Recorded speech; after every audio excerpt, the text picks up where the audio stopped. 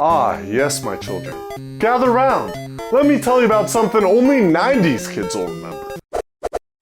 Okay, maybe not only 90s kids, but let us travel in our minds to a simpler time. A time when the era of big hair and cocaine-fueled businessmen was ending. Flannel was just becoming a thing, and America was just starting to get back into fart jokes. It was the year 1989, and I was still living in my dad's balls. Still yet to blossom into the beautiful, smart guy you see before you. But more importantly, it was the year things changed forever as Nintendo was getting ready to launch its newest and most innovative project yet. The Game Boy! This is the Nintendo Game Boy. A simple piece of plastic, roughly in the shape of a brick, boasting a stunning, non-backlit 2.6-inch screen, and a color palette of greenish gray? It has two action buttons, start and select, and a D-pad. Seems pretty simple, right? Wrong! See, this was a different time. People didn't have fancy smartphones.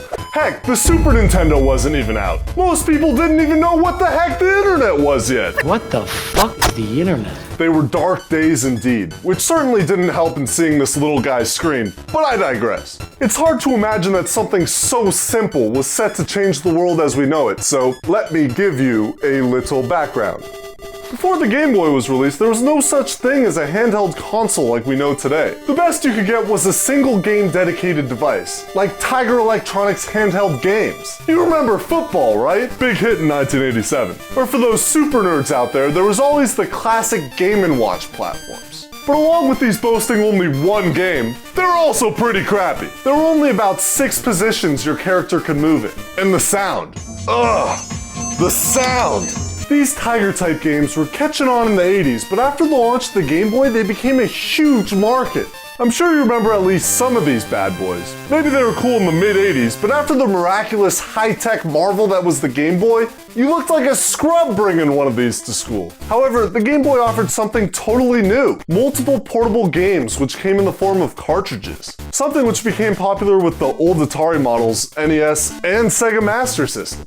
Now you can truly game on the go! You can be the gamer you always wanted to be and never stop hitting those buttons! That is, until you got dark or your batteries died. Wait, what's a battery, you say? Well, they're those little cylinder things your dad puts in the TV remote so he can watch cable. Come on! Those little things he's always yelling at your mom about because she steals them for her toys? We used to use these to power things like boom boxes or walkie-talkies. And the Game Boy took 4! Thankfully, with the ancient power of these magical alkaline energy pills, the handheld device could last up to 30 hours. From day one, the Game Boy filled a market with virtually no competition, and it sold like crazy. Everyone had them. Girls, boys, even grandparents. With games like Mario Land and Tetris at launch, how could it not sell? One thing that Nintendo has in the bag is simplicity. Generally. We may not always agree on everything, Nintendo and I, but I can respect their decisions when it comes to marketing. The Game Boy is old, yes, but the design. Now that design is classic. It has everything you need to have fun. 2 buttons and a D-pad. Anything more and you get into the realm of convolution. Nintendo believes in opening access to gaming to not only quote-unquote gamers, but also to the public at large. It's good for them, cause money, but it's also good for the market cause it brings in people and money that wouldn't have even bothered to try a video game. Simplicity in gameplay is a good thing to a certain degree. Less buttons mean less functions, which keep games intuitive. An intuitive game means anyone can pick them up and have a good time, which means you can show someone your Game Boy and they can try it out and not be automatically turned off by obtuse controls or harsh difficulty. Now, by no means am I saying that games shouldn't be challenging, but challenge and difficulty are 2 different things. And hard is a term thrown around a little too much these days. A game that increases challenge fairly and is coupled with intuitive controls is all you need. Thankfully, the Game Boy had a lot of that. So not only could you bring your games on the go, but you could share games on the go. This thing essentially sold itself. But you can't talk about the Game Boy without talking about Tetris. All that crap about intuitive control and challenging gameplay is what Tetris is all about. It's not a confusing game, just make those lines, people. But what Tetris created was a gateway into a larger gaming world for audiences that had never even stepped foot through the door. Go ahead, go ask your mom or your grandpa what kind of video games they like. Betcha one of them answers Tetris. This may sound funny to you, but Tetris comes with a challenge. Try putting the game on the hardest difficulty. I guarantee you'll lose. Bundling Tetris as a pack-in with the Game Boy was a total genius move by Nintendo. A system that could be enjoyed by everyone universally, and a game that could be enjoyed by everyone universally. A match made in handheld heaven! However, all was not well for these 14-ounce bricks of fun. You see, this was the age of the console wars, and things were just heating up. At the time, Nintendo was head in the pack. Their success with the NES had overshadowed the failing Atari and outsold the Sega Master System substantially. But the Sega Genesis also launched in 1989, ushering in a new era of 16-bit gaming. The Game Boy, like its counterpart the NES, was only an 8-bit system with no real color to speak of, but we found out that it didn't really matter in the end. Even Atari tried to take on the success of the Game Boy with their respective handhelds. The Lynx boasted the first handheld color display, and it was backlit. The Game Gear followed that same path, but also had the brand new IP, Sonic the Hedgehog, to back it up. How could the Game Boy compete with attitude and innovation like that, as well as new 16-bit consoles? The answer is price. Both the Lynx and the Game Gear were priced well over $100 US, while the Game Boy was only $89.95. It had a larger library of games. And remember those battery thingies your mom needs so bad? Those are expensive! Nintendo's competitors each took 6 AA's, and they lasted only 5 to 6 hours before needing more. That's a significant difference in gaming time. This taught the gaming world a new lesson, that price is valued over quality. We would eventually see that lesson rear its ugly head again in the mid-2000s with the Xbox 360 and the PS3, the latter being a significantly better console but at double the price point of the former. It wasn't until Sony was able to drop their prices that their consoles started to compete. Even the PSP and PlayStation Vita, which are both arguably better consoles than their competitors, were simply not able to maintain a competitive price point or library of games. Nintendo has proved over and over and over again that its handheld business model cannot be beat. These are just some of the many, many companies and consoles that try to compete with the superpower that is the Nintendo handheld market, and every single one of them has failed. So, coolio, we could game on the go and this Game Boy model was super business savvy. But what about that changing the world stuff I mentioned earlier? Let me paint a picture for you. By the time the 90s came around, there wasn't a whole lot of what we see today as standard tech devices. Computers weren't a common thing in a household. Heck, color TV was still catching on. Phones were tied to the walls and had buttons, and there was no Netflix. Instead, we had this thing called Blockbuster, which was a store. Do you know what it was like trying to watch Dragon Ball Z on cable? If you missed an episode, you were never gonna see it again. Never! We were getting there, but Nintendo and Game Boy were trying to advance in ways we didn't quite understand yet. The link cable in particular is an extremely early example of mobile connectivity. With it, you could hook your Game Boy up to your friend's system and play 2-player whenever you wanted. There was also the Game Boy camera and printer, a mobile digital camera which allowed you to take, edit, and print out selfies. This simply hadn't been done yet, and cell phones were miles away from being what they are today. I mean, look at this! There was also the factor of customization. By 1995, Nintendo had released multiple color variations of the original Game Boy. The smaller Game Boy Pocket was on its way, as well as the Game Boy Color, which dropped in 1998. The idea of not only having a handheld gaming system, but having one that matched your American-ass individuality was something new as well. Until that point, special edition consoles were virtually unheard of. However, the personalization tactic worked so well, Nintendo continues to utilize it in their home consoles and handheld devices to this day. But if you take a second to look around you, everything is personalized now, especially mobile phones. In fact, there are companies around the world that solely create things like grips and phone cases to make your products that much more you.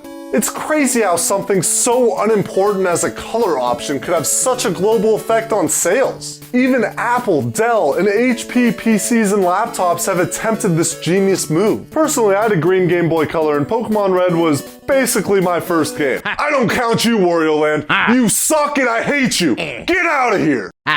My best friend growing up and one of the other founding members of Treesicle, Tyler, had a teal Game Boy Color and Pokemon Blue to go with it. We used to battle and trade and bring our systems to school and on vacations. Everyone was doing it, man. It was a total phenomenon. It also didn't hurt the Game Boy's success to have the greatest handheld games of all time as exclusives. Pokemon and Game Boy have always gone hand in hand. The main reason for this is the game's creator, Satoshi Tajiri, was adamant that Pokemon needed to be an active and communal experience. The core gameplay of trading and battling was inspired by his love for catching bugs as a child. Tajiri-san wanted to make sure that kids were able to get the same experiences he had virtually with his game. And it worked! We used to have Pokemon parties and competitions over the Game Boy link cable at friends' houses and even at school. They were good times. But there are people out there who have made lifelong friends or even ended up marrying each other because Pokemon brought them together. That's another success of mobile gaming. Connectivity. Being able to stay connected to not only your game, but also its community on the go was a huge change in gaming culture. Instead of sitting down playing your Genesis alone in your mom's basement, you could go out with your Game Boy. Seeing another person with a device instantly connected you in a way that was previously unimagined. There was an instant silent communication of, hey, I'm into that too. Nowadays, the mobile gaming market generates more money than console and PC gaming combined. And it all started with this little guy. The concept of putting a game on a cell phone was adapted early on. But without the Game Boy, would we have had things like Snake or mobile Tetris? Without the Game Boy, would Tetris have become the 30.6 million seller that it is today? The answer is probably not. But thankfully, that's not the way history decided to turn out. And instead, we've had amazing mobile games flooding the market for almost 30 years. With advancements on the Game Boy's technology, we now have fully backlit HD 60 FPS gaming that's literally in the palm of your hands. You can even talk to a friend and play Zelda on your phone at the same time. Throughout its incredibly long lifetime, the Nintendo Game Boy and its counterpart, the Game Boy Color, sold 118 million units worldwide. An amazing feat for any gaming console. It ushered in a new era of technology, and its lineage is by far the best-selling and most dominant handheld line of gaming systems to this day. And the new Nintendo Switch has taken a brand new direction of the handheld console hybrid, planting its feet in a brand new market once again. However, more importantly, what the Game Boy proved is that we want things on the go. At least in America, we tend to be busy and we also travel a lot.